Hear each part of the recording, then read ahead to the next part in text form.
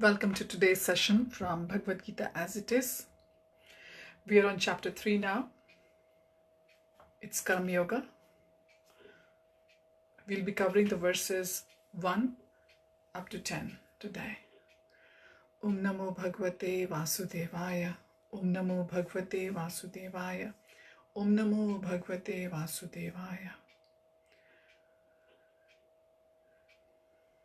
Ukam karoti vachalam pangam langatekinam yatkripatamam vandesh gurum deenatarinam Paramananda Madhavam Shri Chaitanyeshwaram. Hariyam Tatsat.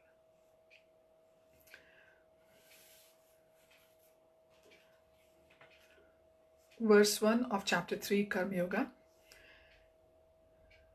Arjunuvacha jayasi chet karmanaste mata buddhir janardana tatkim karmani ghore mam niyojayasi keshava. Arjun said, O Janardhan, O Keshav, why do you want to engage me in this ghastly warfare if you think that intelligence is better than fruitive work? Verse 2.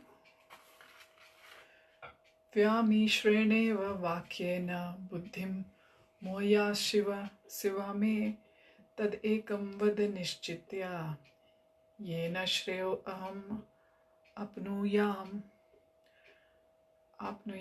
My intelligence is bewildered by your equivocal instructions. Therefore, please tell me decisively which will be most beneficial for me. Verse 3. Shri Bhagwan Uvacha Lokesmin Vividhanishta Pura Prokta Maya Nagha Jnana Yogena Sankhyanam Karma Yogena Yoginam. The Supreme Personality of Godhead said, O sinless Arjun, I have already explained that there are two classes of men who try to realize the self. Some are inclined to understand it by empirical, philosophical speculation, and others by devotional service. Verse 4. Na karmananam anarambhan naishkarmayam purushošnute na cha sanyasanad eva siddhim samadhi gacchati. Not by merely abstaining from work can one achieve freedom from reaction, nor by renunciation alone can one attain perfection. Verse 5. Nahi kaschit kshanamapi jatu tishthat ya karma krit karyate yavasha karma sarvah prakriti jair gune. Everyone is forced to act helplessly according to the qualities he has acquired from the modes of material nature. Therefore, no one can refrain from doing something, not even for a single moment. Verse 6. Karmendriyani sanyamya ya aste manasa smaran indriyarthan vimodhatma mithyachara sa uchyate. One who restrains the senses of action but whose mind dwells on sense objects certainly deludes himself and is called a pretender. Verse 7. Yastva indriyani manasa niyamyarabhate arjuna karmendriya yah karma yogam asaktah sa vishishyate.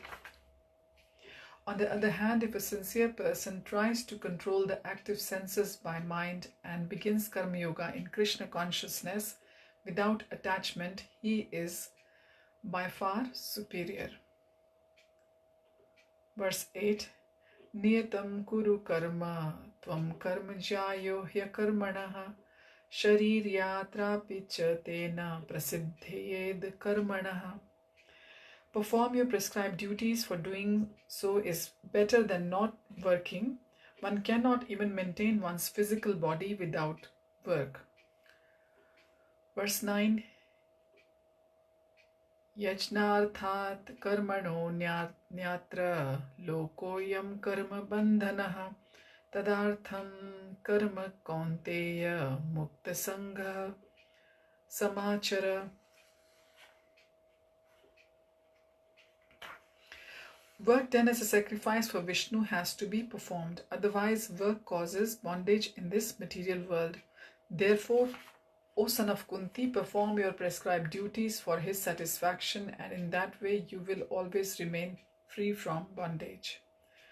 Verse 10, Sahayagya praja srishtva purovacha prajapatihi anena prasavishayadvamesh vostvi Vostvishtakammadhuk.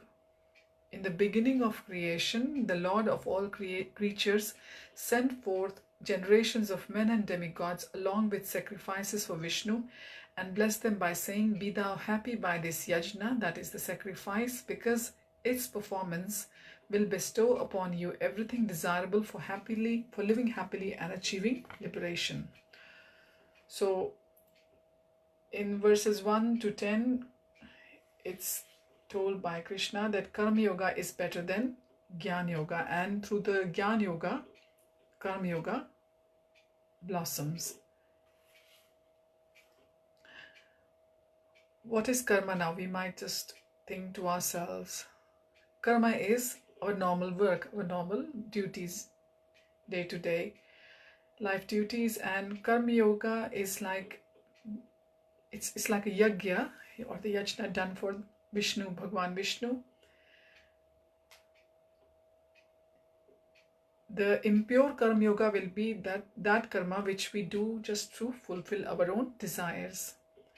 And the pure Karma Yoga is that not our own desires, but the work done as devotional service to Bhagwan, that is preaching the name of the Lord and doing the book distribution service, chanting, etc. Now the pure Karma Yoga is actually Bhakti Yoga. All the activities we just said for God Himself, done by us in the devotional service. So what is Karma Kanda? Karma Kanda is actually all the yajnas done for Vishnu, but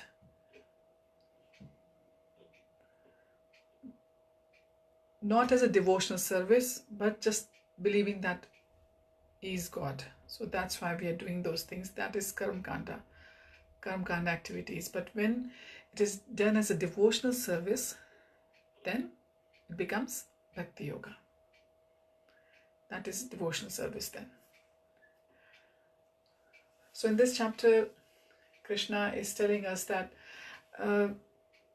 we should be living our lives just like a tree, at offering everything, just like the tree offers a shade and shelter and everything.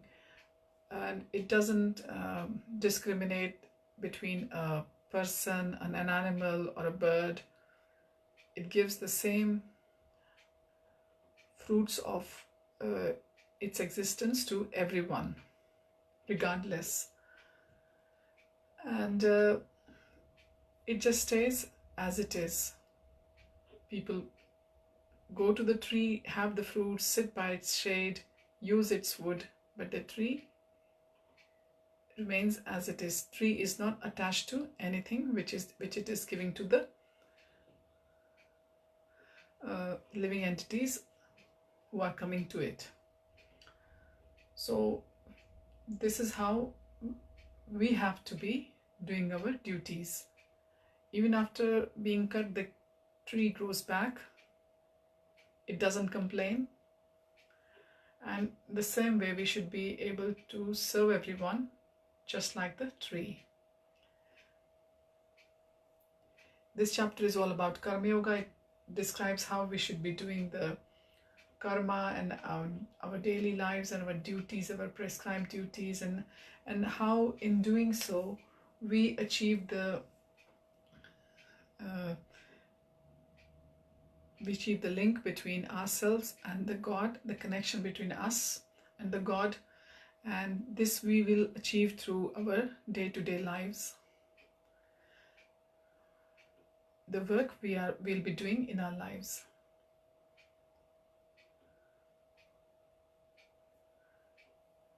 So Krishna is telling Arjun in first verse that he has to engage in the warfare, and he has to think, he has to use his knowledge to think that that his knowledge is better than the action, that is the fruitive work which is about to go and do, that is engage himself in the warfare. So Arjun is asked to practice in the Karma Yoga even when Jnana Yoga is higher. Because no matter what, nobody can sit still without the karma. We can't even look after our physical selves if we don't do any karma. Remain hungry. You have to endeavor something to achieve the karma itself. In verse 2, Arjun is told that his intelligence is bewildered by his Arjun is saying to Krishna that his intelligence is bewildered by Krishna's instructions. So he doesn't understand which is best for him. So he's pleading to Krishna, to Lord Krishna, to guide him that what is the most beneficial thing for him to do, which path he should undertake.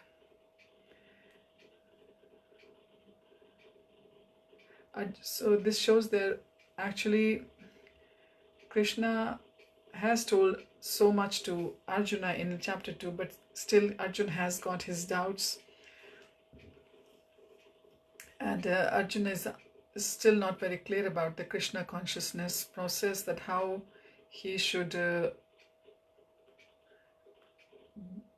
serve, how he should act. So by asking all the question, Arjuna is actually making it clear for us, as Prabhupada says in the purport, the process of Krishna consciousness. So in text 3, Bhagavan says that Arjun has been already told about the two classes of men. One who are trying to realize the self, and there are two classes of men who are trying to realize the self. One are trying to understand it by the empirical philosophical speculation, and other are doing it by the devotional service. So one kind of people are following the Sankhya Yoga and Karma Yoga or Buddhi Yoga, and there is the other class of people who are trying to understand God by devotional service.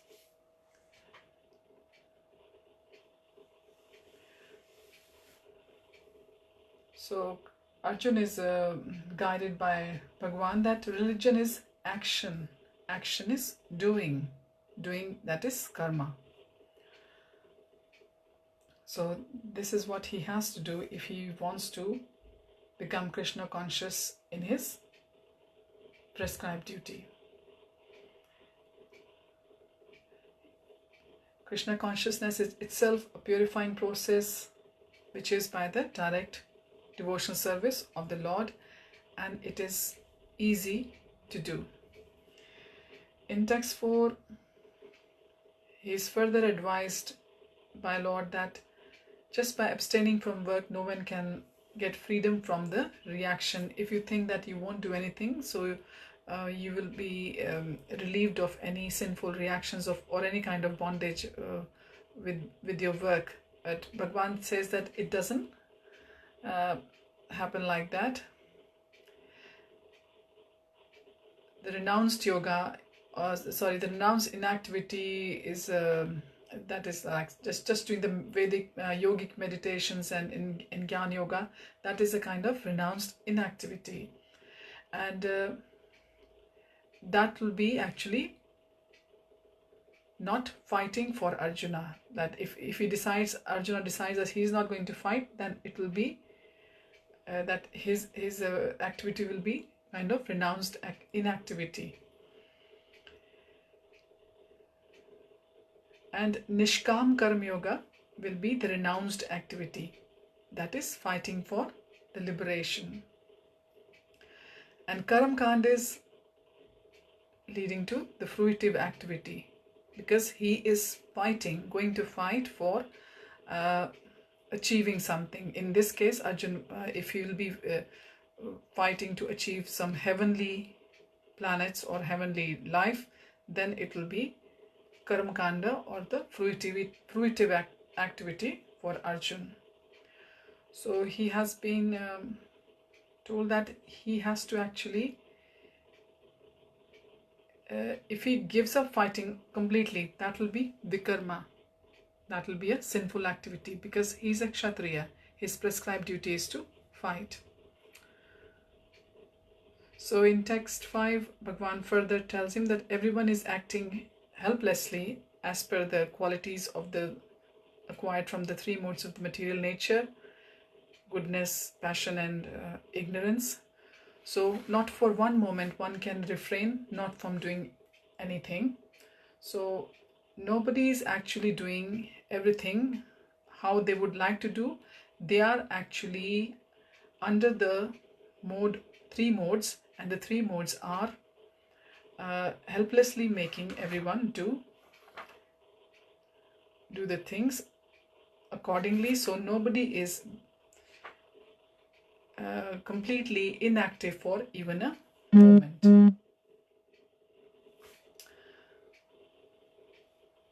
So the moment a person is born, at the same moment, the three modes of nature, they start working on the conscious of the person. So if we come to Krishna consciousness, if we dovetail our lives towards Krishna, then our activities, they become Krishna conscious, because they are not just for your own self, they are towards Krishna. And when you're doing your activities and offering them to Krishna, they get the sinful or any bad karma removed from them. So even in the beginning, somebody is not following the Shastras properly, they're trying to learn, still they will have the benefit. In verse 6, Arjuna is further told that a person who tries to restrains his sense actions, and at the same time their mind is still dwelling on the objects which or their desires, that person is called a pretender. So you can't pretend like that. So you might be speaking big philosophy but not following it yourself, and you just if somebody is just trying to mislead their followers but not following it themselves, then they are cheaters, as Prabhupada says in the purport. And only by following the rules and regulations, a person can slowly progress in purifying their existence, and not just living a life just for the show itself. One has to do slow and steady progress in the devotional service, slowly, by engaging their senses, their mind, their intelligence in Krishna consciousness.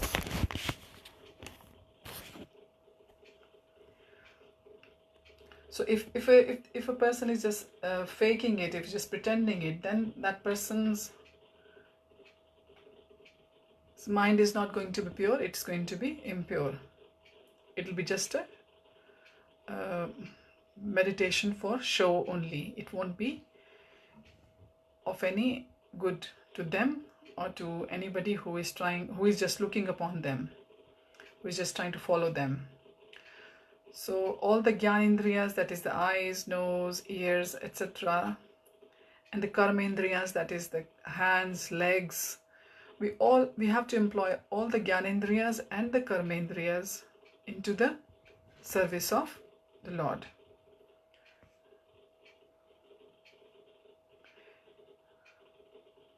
Our feet should be going towards the temple, taking the darshan in the morning, whether it's our home temple, and our eyes should be looking at the Lord's vigrahas, artis, and so on, and the abhisheks in the ceremonies, in the festivals, and so on. So this is, and of course, eating the prasad, you'll be using your tongue and singing the glories of Krishna. Tongue will be employed, and ears for hearing the chanting and the kirtan. The nose for smelling the fragrance of the offered flowers to Bhagwan. In verse 7, further it is explained that a sincere person will try to control their active senses by mind, and then that is the first stage of the Krishna consciousness, which is without attachment.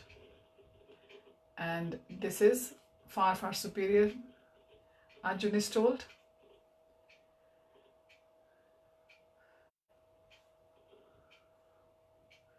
So people shouldn't think that to go into devotional service is like going into something which is only done after one is relieved from their active material life, and then they go into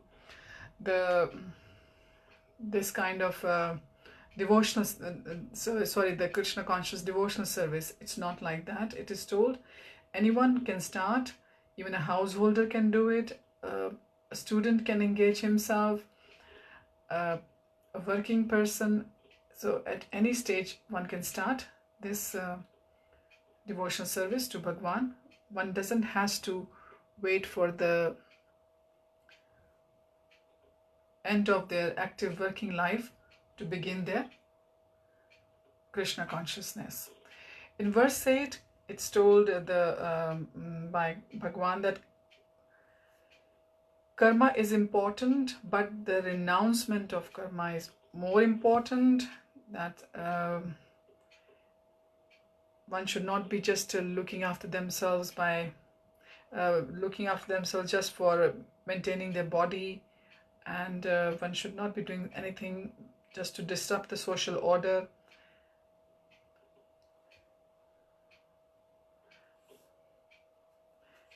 Because by doing the prescribed duty is much better than for a person than to remain inactive or not to work. Because it has to be done even for maintaining your just the physical body. Now Prabhupada has given us the way how we have to go about it. We have to wake up early. For waking up early, one has to sleep early as well, because you have to think that you are going to employ your time, use your hours in the morning for the service of Krishna. You have to do some chanting before you start your normal daily activities, going to work and everything else. And that life will be a kind of renounced life. That life is going to be dedicated to Krishna. Your life will be much more disciplined, and you won't be just filling your hours as per your own whims and how you feel like yourself. And slowly this is going to be a solid foundation for your bhakti. This will become your habits in goodness, and this, by coming to mode of goodness, you will be able to carry on doing the bhakti nicely. So he's strongly advised by Bhagwan that Prabhupada says that one should not, one has to do the prescribed duties, and you can't just renounce your duties and you think that you will become a transcendentalist or a bigger devotee. You have to work as a sacrifice. Your work should be your yagna. So whatever you eat, before eating, that is offered, after cooking it's offered to Bhagwan. So that is like a sacrifice. By offering it to Bhagwan, that's a sacrifice for the Lord, and then you can offer the bhoga to the demigods if you have them in your altar. You have been previously worshipping them alone and not Krishna, Supreme Personality of Godhead. Then you offer that prasad to the Devi Devtas, and they are actually very pleased by that prasad. Because work done as a sacrifice for Vishnu, in text 9 it is told, that is something which doesn't bound us with the material world. Now work has to be done as an offering to Krishna, not for our own pleasure. We have to offer the fruits of our work to Lord Krishna. We have to directly serve Lord Krishna by our prescribed yajnas. So this is why there is the varnashrama, and everyone has to follow their varnashrama and perform the work according to the varnashram they are in.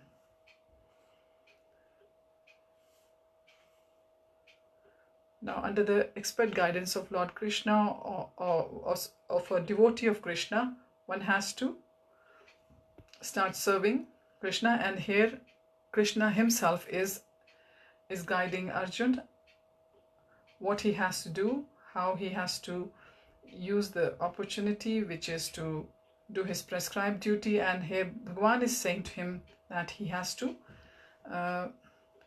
do his work for the satisfaction of Lord, and this only is going to save him from the reaction of the work. And in due course of time, take him to the kingdom of the God, the Golok Vrindavan.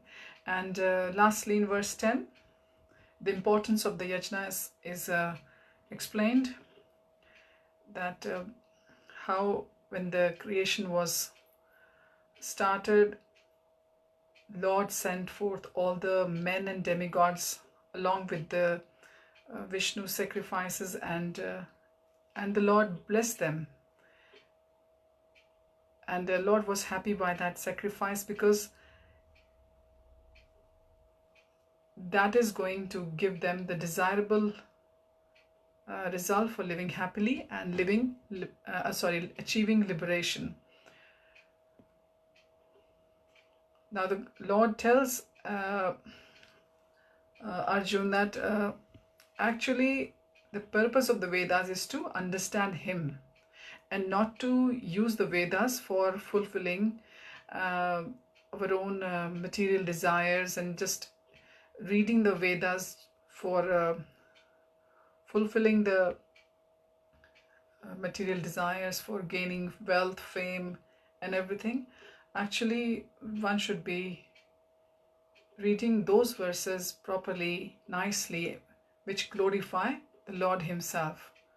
I was listening to His Holiness Shivram Swami, and he was explaining this very nicely. And in the purport, Prabhupada is saying, in the Vedic hymns, it is said, Patim Vishwasyat Meshwaram. Therefore, the Lord of the living entities is the Supreme Personality of Godhead, Vishnu. And now in Srimad Bhagavatam, also in 2nd canto, 4th chapter, 20th verse, Shukadev Goswami describes the Lord as Pati in so many ways. Shriyah Patir, Yajnah Patir, Prajapatir, Dhyam Patir, Lok Patir, Dhara Patir, Patir Gatish, Chandakaha Vrishni Satvatam, Prasidatam Me Bhagwan Satam Pati. So Bhagwan, Lord Vishnu is described as the Prajapati. He is the Lord of all the worlds, the creatures, the beauties, and he's the protector. And he has created this material world to enable the conditioned souls so that they can perform the sacrifices or the yajnas. That is the literal meaning of the word yajna, that is sacrifice. And the sacrifice is also to be performed for Lord Vishnu, so that in the material world they can live comfortably without anxiety, and after finishing their present journey of of their material body in the material world, they can enter the kingdom of God, that is the Golok Vrindavan. So this is all designed for the conditioned soul very nicely by Vishnu, but only thing is one has to understand what's the purpose of this world and why it has been designed so, and how one can move forward from this world and cut this bond with this world. And that is going to be only done if the work is going to be performed for Lord Vishnu as a sacrifice, and not for just own self, your own self. You're just fulfilling your own mundane material desires, because you are conditioned, your soul has been conditioned for millions and millions of birth. But once when the devotional service begins for you, the person should try to take it seriously, try to engage themselves nicely and the people around them. Then only Krishna will become happy, when we become Krishna conscious beings. And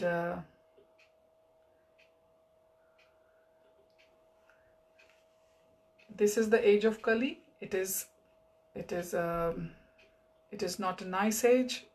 It is full of hypocrisy and quarrel and everything. But like we always say, and we hear from the learned devotees and of course our founder Acharya Srila Prabhupada, that the best thing we have got in this Kali Yuga, which comes after the Dwapar, when Krishna appears, that in this Kali Yuga, Chaitanya Mahaprabhu comes with his associates and he gives the holy name. And in this Kali Yuga, the holy name is a living Lord itself. So Lord is living inside the holy name. So this is the benefit. So it's easy for us to do the yajna or the sacrifice as well in the form of Sankirtan Yajna. Prabhupada explains at the end of the purport of verse 10. So let us make most of this age and engage ourselves with all our Jnanendriyas and Karmendriyas, like we said earlier on, into the devotional service of Lord. And pray for everyone that this present circumstance which is around us, everybody is able to come out of it nicely. People have used this, devotees have used this time very nicely, and everybody else as well. Everybody is trying to do a lot of introspection. So with these words, we'll finish today's session, and we'll see you again on Monday with the text 11 onwards of 3rd chapter Karma Yoga. Hare Krishna. Wish you all a very blissful weekend. Chant and be happy. Hare Krishna.